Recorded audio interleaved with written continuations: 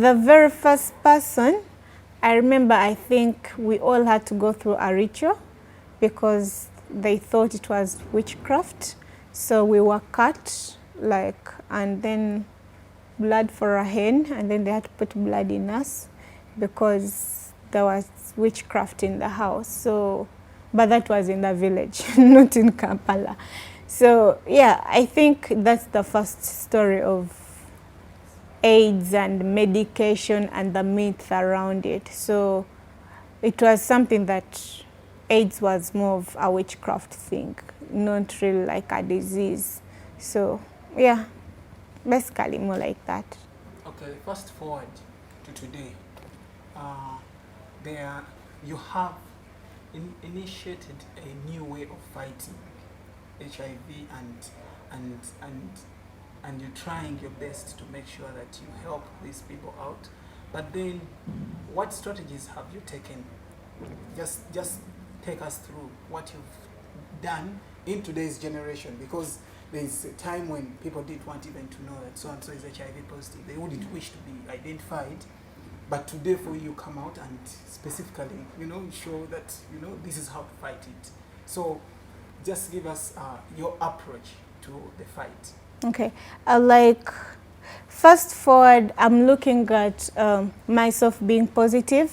The other thing I knew was if you're HIV positive, it's the end of life. You're going to die, you're sick, like eat all you have saved up and prepare yourself for death.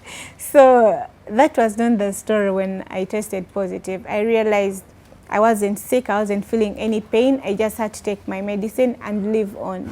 So I had to start changing that myth and the misconceptions around it, because I saw other people who are testing positive, breaking down, losing hope, giving up, and I didn't feel it was necessary for them to go through that. So I had to take it upon myself to sometimes talk to those I was able to talk to. And then the part of you give up, you're ashamed, you can't take your medicine because the people around you are going to see you.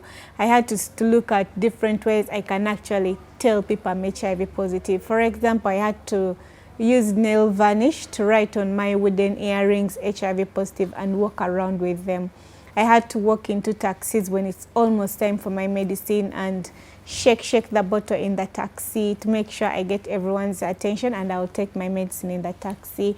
I had to have those pretense calls that I'm counseling someone in a taxi in a public place, and I would mention my HIV status and things around it. So that way, I was actually breaking the stigma and telling people, you know what, I'm not ashamed, and it's not about you, it's about me, it's my life. If I'm going to be ashamed you looking at me, you're not even positive, or probably I don't even know what's happening to you. So I'm ashamed of you seeing me, and it's my life I'm putting in danger. So me coming out, I thought it was a bold step for me to break some of the stigma challenges. Today, using the empty ARV bottles and the leftover pills, it has been more like telling people, you know what, look here, this is who we are. There's no me without ARVs. Recently we were telling ourselves we're on life support, because if you don't take ARVs, there's no life. You fall sick, eventually you will die. So I looked at HIV, treatment as the key aspect of every person living with HIV. You either swallow or die.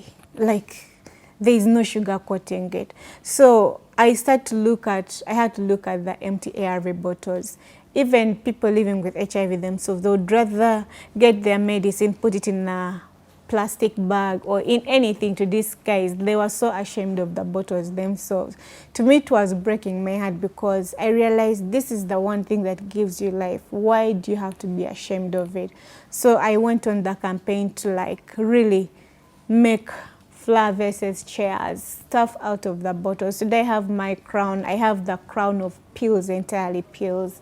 And this is just to celebrate what treatment has done and to show people that there is no need to be ashamed of something that is giving you life.